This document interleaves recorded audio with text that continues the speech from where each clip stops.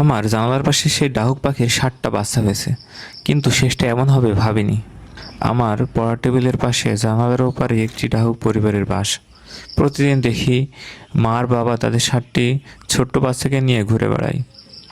ওদের ছোট ছোট পা, মা বাবার পিছু পিছু দৌড়ে চলা, একসঙ্গে খাবার খোঁজা। পড়ার ফাঁকে এই দৃশ্যগুলোই আমার দিনের সবচেয়ে সুন্দর মুহূর্ত ছিল। কিন্তু প্রকৃতির সব গল্প সুখের রাখে না।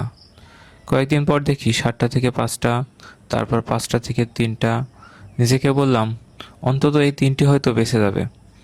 কিন্তু কিছুদিন পর মা বাবার পাশে দাঁড়িয়ে আছে মাত্র একটি বাচ্চা। বাকি 6টি কোথায় হারিয়ে গেল আমি জানি না। হয়তো কোনো শিকারের শিকার, হয়তো প্রকৃতির নির্মম নিয়ম।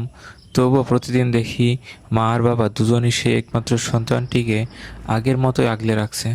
তাকে বাঁচিয়ে রাখার জন্য তাদের প্রতিটি মুহূর্তের চেষ্টা যেন স্পষ্ট চোখে পড়ে। হয়তো জীবন এটাই শেখায়, সবারও যে সামনে এগিয়ে যেতে পারে সেই সত্যিকারের জীবিত।